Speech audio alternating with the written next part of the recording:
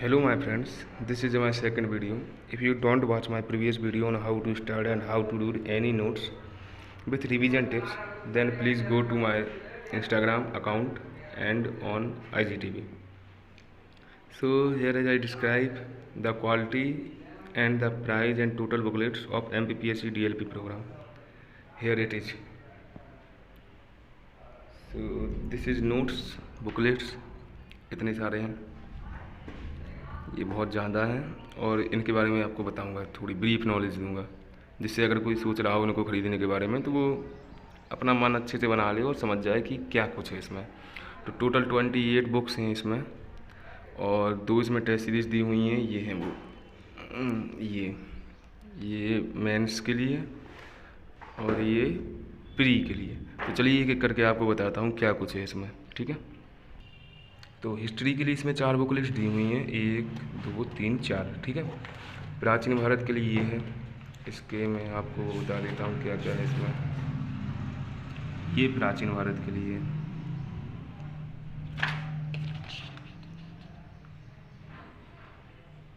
तो इन नोट्स की सबसे अच्छी क्वालिटी ये है कि बहुत ही अच्छे से कॉपी हो के आए हैं और ये फ़ोटो कॉपी हैं ओरिजिनल की।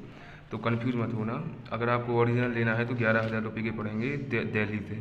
ये फ़ोटो कॉपी लिए थे मेरे दोस्त ने, मैंने तो क्या है आकार के ही प्रिंट करा लिए थे, क्योंकि यहाँ पर आया था तो कुछ था नहीं मेरे पास जब इंदौर से आया था। तो सबसे प्यारी चीज़ इसकी ये है कि कोई भी चैप्टर समाप्त होने के बाद, जैसे ये पूरा चैप्टर यहाँ पर समाप्त, प्राचीन भारतीय इतिहास के स्रोत, ये पूरा चैप्टर यहाँ पे समाप्त। तो यहाँ पे परीक्षा उपयोगी महत्वपूर्ण तथ्य दे दिए इन्होंने, जो आपके प्री के लिए काम आएंगे, ठीक है। ये पूरे यहाँ तक हो जाएंगे। ये फिर आपके प्री के लिए क्वेश्चंस, ठीक है, और ये पूरे यहाँ तक। फिर ये 1 लाइनर क्वेश्चन, जो अभी MPPSC 2020 का सिलेबस चेंज हुआ है उसके हिसाब से। ये लघु उत्तरीय प्रश्न 5 या 6 पंक्तियों में, उत्तर 50 शब्दों में, ठीक है। और ये दीर्घ उत्तरीय प्रश्न जो आपके 11 नंबर के आने हैं, ठीक है। तो ये एक बार में बता दिया मैंने। अब ये हर नोट्स के साथ यही व्यवस्था है, चाहे वो हिस्ट्री हो, पॉलिटी हो, जियोग्राफी हो, तो ये सब है, ठीक है। और ये चार्ट्स वगैरह बहुत अच्छे बनाए हैं इन्होंने और क्वालिटी बहुत अच्छी है, मतलब मेंटेन करके रखी है इन्होंने क्वालिटी। लेकिन ये है कि ये MPPSC के हिसाब से बहुत ज़्यादा है ये सब, ये नॉलेज जो है MPPSC के हिसाब से। जैन धर्म के पतन के कारण जैन धर्म का समाज पर प्रभाव, श्वेतांबर दिगंबर में अंतर, मोस्ट इम्पोर्टेंट, ये बहुत लोगों को नहीं पता रहता है कि क्या है, ठीक है। जैन संगतियाँ ये तो सब में है। तो MPPSC के हिसाब से बहुत ज़्यादा नॉलेज है इसमें, ठीक है। ये प्राचीन भारत हो गया, ये आधुनिक नहीं मध्य, ये मध्यकालीन भारत। इसमें एक बुक है टोटल 124 पेज की, वही सब व्यवस्था, स्थापत्य कला, ये कला वगैरह, मुगल साम्राज्य, ये सब एक ही बार में दे दिया इन्होंने। मुगलकालीन स्थापत्य क्या क्या है, किस किसने बनवाया है, कहाँ कहाँ है। ये मुगलकालीन साहित्य इतिहास, ये अच्छी चीज़ दे दी। अगर ये मैं चाहूँगा तो इंस्टाग्राम पर डाल दूँगा, आप लोग देख लेना, @hustler एस्पिरेंट, @hustler.aspirant नाम से मैंने एक इंस्टाग्राम पेज बनाया है, उस पर आप देख लेना। परीक्षा उपयोगी तत्व, बहुविकल्पीय प्रश्न, अति लघु उत्तरीय, लघु उत्तरीय, दीर्घ उत्तरीय, ये सब है, ठीक है। मराठा साम्राज्य, ये हो गया इसका। अभी आधुनिक भारत में 2 बुकलेट दी हुई हैं इन्होंने। फर्स्ट में है ये सब, मतलब बिल्कुल शुरुआत का ही इतिहास, जो 1800 से लेकर 1900 तक था ब्रिटिश साम्राज्य का, 1700 से लेकर 1900 तक शुरुआत में बिल्कुल बूझ दिया है वो राष्ट्रवाद के मुद्दे। सेकंड बुकलेट में है इन्होंने दिया है राष्ट्रीय आंदोलन, मजदूरों, महिलाओं की सहभागिता, ये गणतंत्र के राज्य में भारत का उदय, ये नया टॉपिक जो अब नहीं जुड़ा है। ये तो पहले भी था लेकिन वो अंदर था, अलग से नहीं लिखा था इन्होंने सिलेबस में, ठीक है। मध्य प्रदेश की प्रमुख रियासतें, ये जो अभी जुड़ी हुई हैं, ठीक है। होलकर वंश, सिंधिया राजवंश, बघेलखंड रियासत, भोपाल रियासत, बुंदेलखंड, गोंडवाना रियासत, एक टोटल दी हुई है इन्होंने। छोटी सी 145 से 155 पेज तक है, 10 पेज की हो जाएंगे ये, ठीक है। अब ये मध्य प्रदेश का नोट्स में अलग से बता दे रहा हूँ, क्योंकि अब पेपर में तो सब बटा होता है मध्य प्रदेश सिलेबस में, तो ये मध्य प्रदेश है। क्वालिटी बहुत अच्छी है, इन फ़ोटो कॉपी वाले ने भी बहुत अच्छी से क्वालिटी मेंटेन की हुई है। ये मेरे दोस्त ने मंगाए थे ये नोट्स, ये मैंने नहीं मंगाए। तो आज एक दिन के लिए रखे हुए थे तो मैंने वीडियो बना ली। मैंने कहा कि चलो यार वीडियो बना लें, ये मध्य प्रदेश का मैप वगैरह परिचय है। ये प्री प्लस मेंस दोनों के लिए मध्य प्रदेश स्वास्थ्य शिक्षा वही सब चीज़ें, बहुविकल्पीय प्रश्न और ये परीक्षा उपयोगी तथ्य जिसमें बन गए इन्होंने बना दिए। जैसे ये इसमें ये शायद प्री के लिए है क्या, इसमें मेंस के क्वेश्चन नहीं दिए इन्होंने। चलिए ठीक है, ये हो गया मध्य प्रदेश। ठीक है, अब सेकंड पेपर जो है अपना फर्स्ट पेपर का सेकंड पार्ट भूगोल। तो भारत का भूगोल बहुत ज़्यादा दिया है इन्होंने। देखो ये है 385 पेज का, बहुत ज़्यादा है ये। देखो तो कितना मोटा है, बहुत ज़्यादा। लेकिन ये अच्छा भी है और बुरा भी है। क्या है, अगर आप लोग टॉपिक के हिसाब से पढ़ेंगे तो ठीक भी है, लेकिन अगर आप सीधा वो शुरू से लेके आखिरी पेज तक पढ़ेंगे तो ये आप नहीं पढ़ पाएंगे। सीधी सी बात है, पढ़ भी जाएंगे तो भूल जाएंगे बार बार। ये सब मैप्स वगैरह, chart, flow chart, background pages सब बहुत बढ़िया है। ये सब अच्छे से समझाया है इन्होंने। उत्तरी हिंद महासागर में लवणता का विचरण, अंतर्देशीय सागरों तथा झीलों में लवणता, महासागरीय तरंग में थोड़ा नर्वस हो रहा हूँ तो थोड़ी वीडियो ठीक ही से लेना आप लोग, पहली बार वीडियो बना रहा हूँ। ये भारत का भूगोल हो गया, ये मध्य प्रदेश का भारत का भूगोल, सॉरी वो विश्व का भूगोल हो गया, ये भारत का भूगोल है। तो ये टोटल कितना है, 341 पेज का, ये 800 पेज का भूगोल ही है ये। लिंगानुपात से सुलिंगानुपात इसके चैप्टर में बता दे रहा हूँ।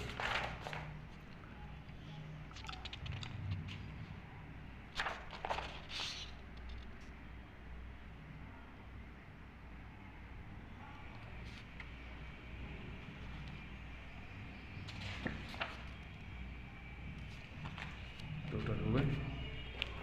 अभी अगला जो है वो है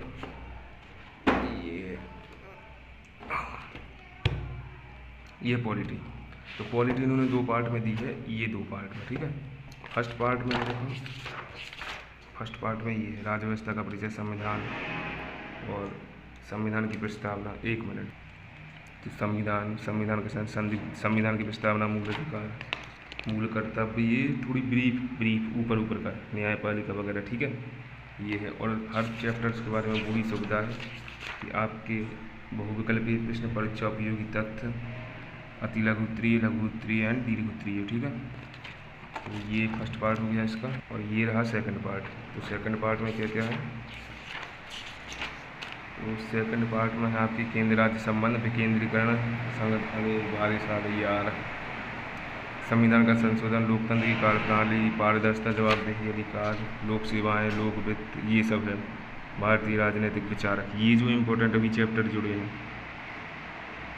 सरदार वल्लभ, जयप्रकाश नारायण, महात्मा गांधी, ये तो सब पढ़ रखे थे, जवाहरलाल नेहरू, सरदार वल्लभ भाई पटेल और जयप्रकाश नारायण, ये नए जुड़ गए हैं। ठीक है, तो ये सब है सेकंड पार्ट में।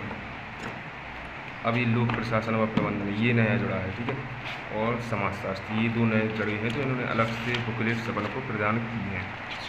तो इसमें क्या क्या है, लोक प्रशासन भी अब आप पढ़ लेना, मैं पढ़ के नहीं बता रहा। तो ये आप पढ़ लो, संगठन सिद्धांत, लोक प्रबंधन, ये सब। ठीक है, तो ये आप ये वाले टॉपिक अगर सर्च करना है तो सर्च कर लेना, जिनके पास पहले से नोट्स हैं। जैसे मेरे पास है तो मैं तो या तो सर्च करूँगा, या मेरे दोस्त के नोट्स हैं तो इससे कॉपी करा लूँगा। ठीक है, ये समाजशास्त्र में क्या क्या है, समाजशास्त्र ये है, समाजशास्त्र में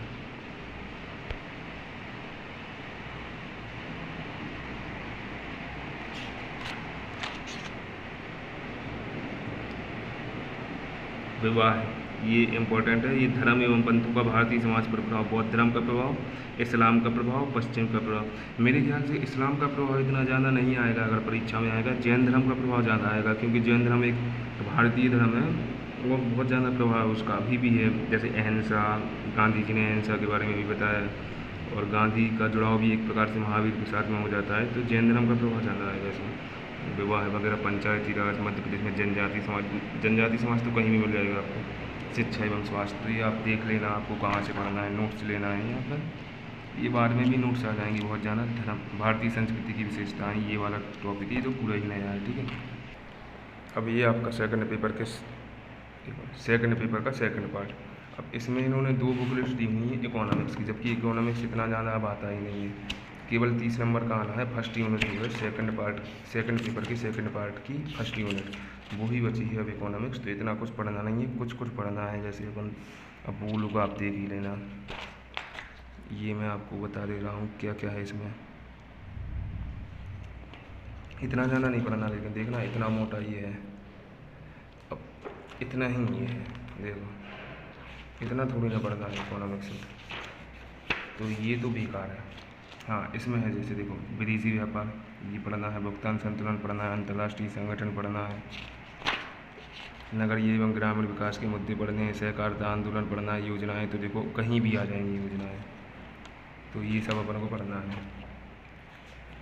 अब ये इसी के साथ में अपना शिक्षण प्रणाली, तो शिक्षण प्रणाली में क्या क्या है, मानव संसाधन विकास, विभिन्न वर्गों की शिक्षा से संबंधित मुद्दे, मानव संसाधन विकास में विभिन्न संस्थाओं की भूमिका, वैश्विक आतंकवाद, भ्रष्टाचार वगैरह, सांप्रदायिकता, ये इम्पोर्टेंट है। तो ये पूरा शिक्षा का है अपना, ये मैं अब बता दूँ आपको। ये मेरे सिलेबस की हालत ऐसी तैसी हो गई सिलेबस की, देखो हो जा जूम।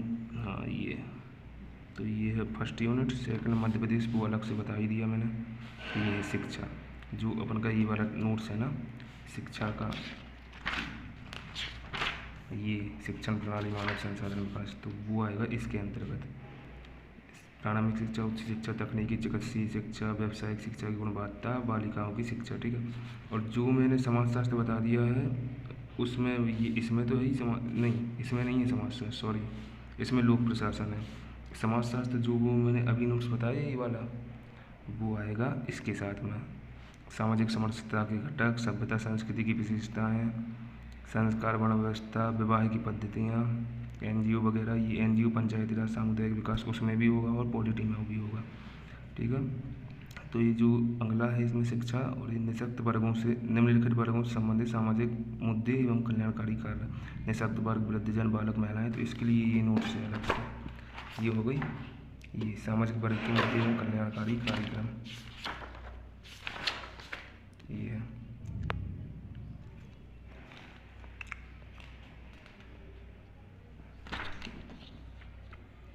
देखो वृद्धजन एवं निःशक्त जनों से संबंधित मुद्दे, विभिन्न वर्गों से संबंधित मुद्दे व कल्याण श्रमिक वर्ग, ये सब, महिलाओं बच्चों से संबंधित मुद्दे, जन्म मृत्यु समंक, विश्व स्वास्थ्य संगठन, ये अपना पहले भी था, तो ये इतना ज़्यादा तो परेशान नहीं होने की ज़रूरत है इसमें।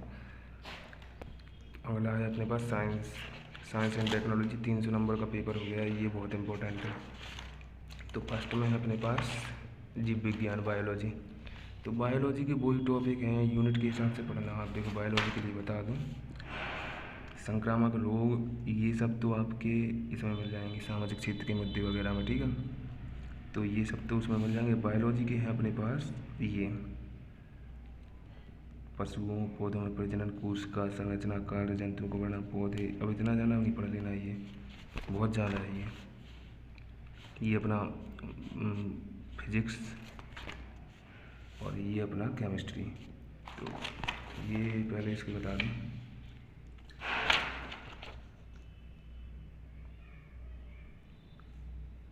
तो ये हो गई अपनी बायोलॉजी, ये अपनी फिजिक्स थर्ड पेपर की फर्स्ट यूनिट।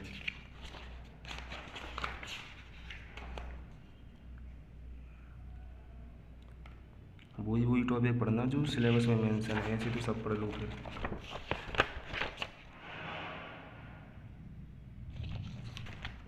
ये हो गई अपनी फिजिक्स, ये है अपनी रसायन विज्ञान थर्ड पेपर की सेकंड यूनिट। इसमें से भी वही पढ़ना है जो अपने काम के हैं, क्योंकि ये कराते हैं आईएएस की कोचिंग दृष्टि वाले।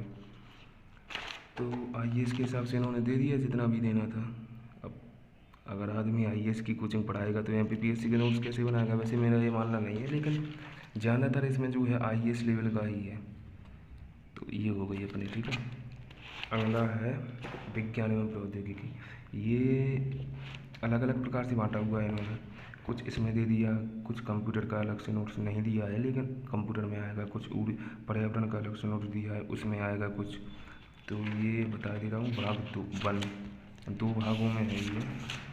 तो ये है इनके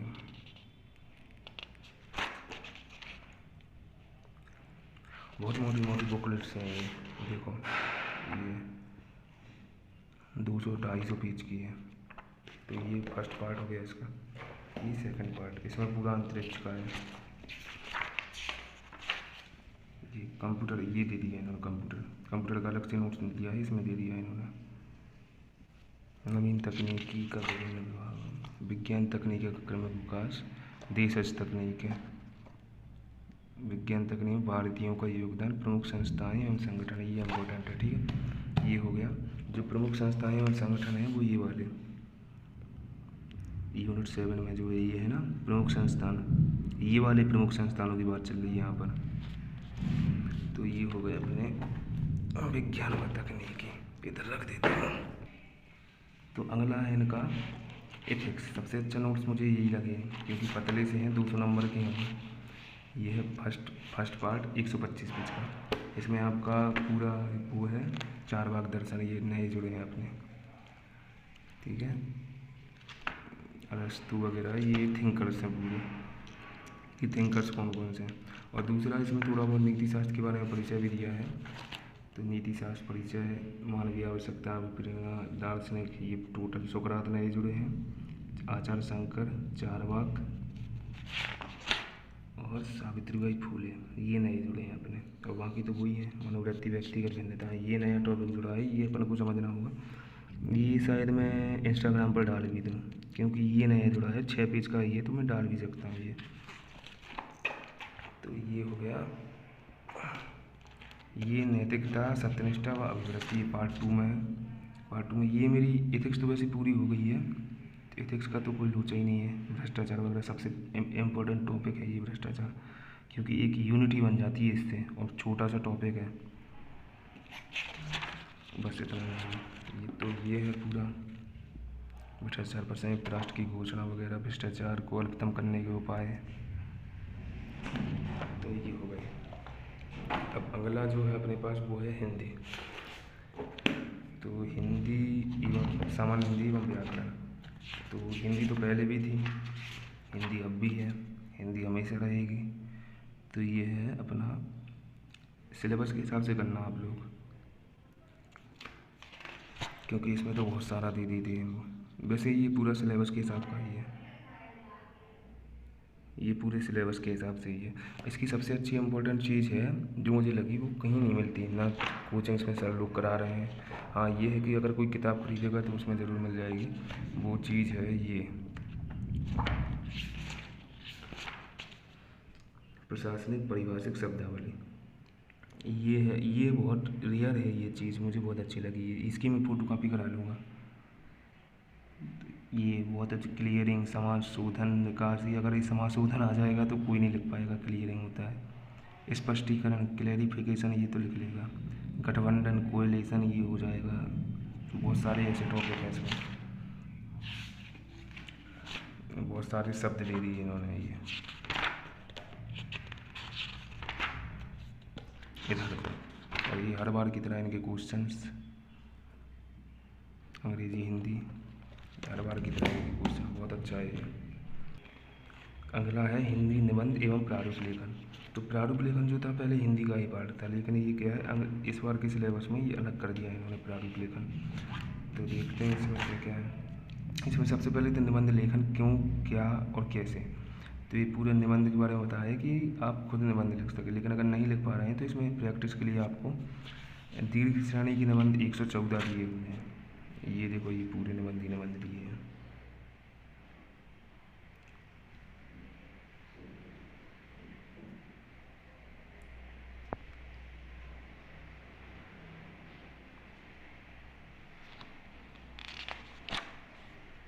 एक 114, और जो छोटे छोटे हैं जैसे कोरोना वायरस, ये कोरोना वायरस अभी चल रहा है, तो ये भी दे दिए इन्होंने 20।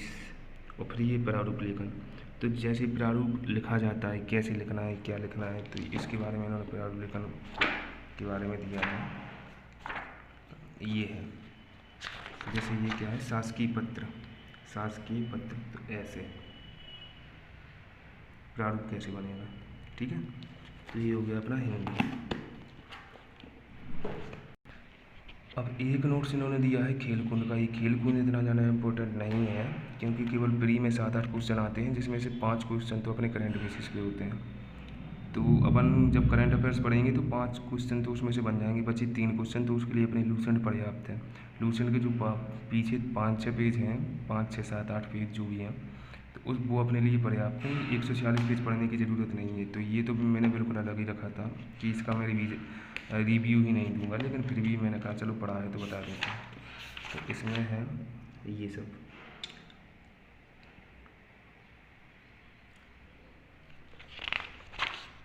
बस इतना ही है। इतना पढ़ने की आवश्यकता नहीं है, क्योंकि इतना नहीं आता यार। मेंस में कोई क्वेश्चन आंसर तो आते नहीं है इसका, केवल प्री में ही 2-4 क्वेश्चन आने हैं। तो प्री के तुम लोग देख लेना यार, लूसेंट पर्याप्त है मेरे हिसाब से। फिर करंट में से आ जाएंगे अपने, जो करंट में खेल प्रतियोगिता हो रही है वो तो अपन को पढ़ना ही है, तो प्री में आ जाएगा अपना वो सब। तो प्री की 5-6 क्वेश्चन वहाँ से बन जाएंगे, बचे 2-3 क्वेश्चन। वैसे 5-8 क्वेश्चन तो बहुत ही रेयर हैं, 5 क्वेश्चन आते हैं मुश्किल से प्री में, तो जिसमें से 3 आते हैं करंट बेसिस पे और 2 आते हैं अपने जो स्टैटिक्स से उससे। तो स्टैटिक्स के लिए लूसेंट पर्याप्त है, और करंट के लिए उस समय बहुत सारी वो आती हैं पत्रिकाएँ, तो उसमें से करंट का हो जाएगा अपना। अभी आपको एक और रिव्यू देना है। ये देखो नोट्स कितने फैल गए, देखो ये एक और रिव्यू है, वो है टेस्ट सीरीज। तो इन्होंने ही मुझे टेस्ट सीरीज के बारे में दिया है जो भी है। ये प्रैक्टिस पेपर प्रारंभिक परीक्षा के लिए और ये मेंस के लिए, ठीक है। तो प्रारंभिक परीक्षा के लिए इन्होंने दिए 10 टेस्ट टोटल है। इसमें इन्होंने बाइंडिंग करा के नहीं दी, तो ये हैं 10, ठीक है। ये अपना टेस्ट है, जैसे एक टेस्ट हो गया, ये तो खाली है, ये टेस्ट चल रहा है, ठीक है। और ये 100 क्वेश्चन ख़त्म टेस्ट। तो ये आंसर शीट एंड ये डिस्क्रिप्शन, पूरा हर टेस्ट के बाद में ऐसा डिस्क्रिप्शन दिया हुआ है इन्होंने कि कोई चीज़ अगर कोई आंसर सी है तो सी क्यों है, ठीक है। तो ये हो गया प्रारंभिक परीक्षा, ये हो गया सामान्य अध्ययन मेंस के लिए। तो मेंस के लिए भी 10 टेस्ट हैं, जिसमें से 3 है जो टेस्ट ये 2020 सिलेबस के हिसाब से है। इसमें भी ऐसे ये हो गया टेस्ट, ठीक है, और ये डिस्क्रिप्शन के साथ आंसर्स।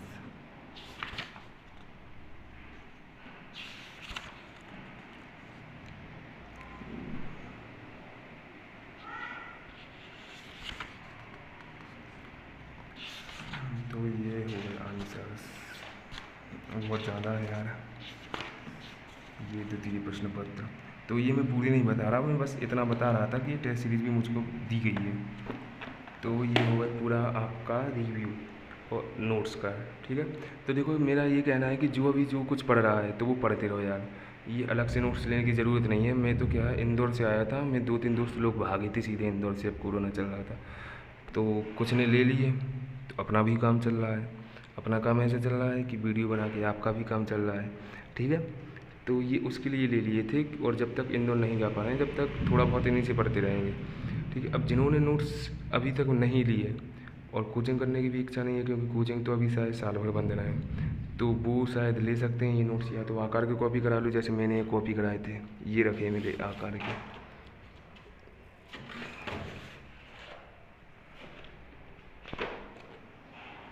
ये आकार की तो मैंने पढ़ भी डाले, बहुत ज़्यादा पढ़ डाले मैंने आकार के। ये पॉलिटी का है ये शायद, हाँ पॉलिटी तो है। तो जिसके पास जो नोट्स अभी हैं तो वो पढ़ डालो यार, अलग से नहीं, मत भागो नोट्स के लिए, ठीक है। और इसकी टोटल प्राइस थी, टोटल प्राइस का तो मुझे पता नहीं, लेकिन 4,000 रुपये बता रहा था मेरा दोस्त कि 4,000 रुपये में घर तक आ गए, पूरा डिलीवरी और नोट्स वगैरह सभी बाइंडिंग वगैरह सब 4,000 रुपये में घर तक आए हैं ये नोट्स। और इंदौर से मंगाए हैं और लकी जेरोक्स से मंगाए हैं। इसका नंबर ये है, इसका नंबर ये है, कहाँ है ये, लकी जेरोक्स है, इंदौर में सुंदरम कॉम्प्लेक्स के नीचे इसकी दुकान है और ये उसका नंबर है, कॉन्टेक्ट नंबर, ठीक है।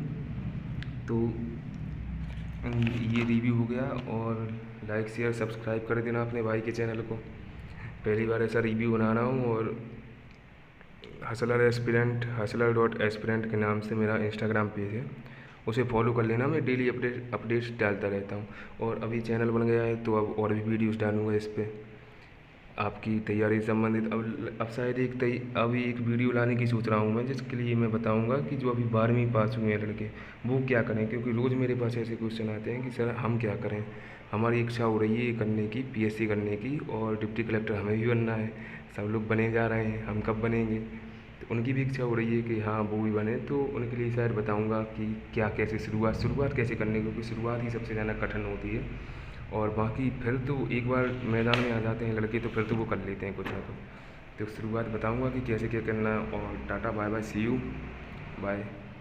और फॉलो करना मत भूलना, सब्सक्राइब जरूर कर देना यार, लाइक शेयर सब्सक्राइब कर देना भाई के चैनल को, जिससे थोड़ा मेरा भी मनोबल बढ़े, ठीक है। और बस फॉलो कर लेना इंस्टाग्राम पे जाके, hustler.aspirants नाम से मेरा पेज है। और like share subscribe my channel hustler.aspirant, ठीक है। Bye bye.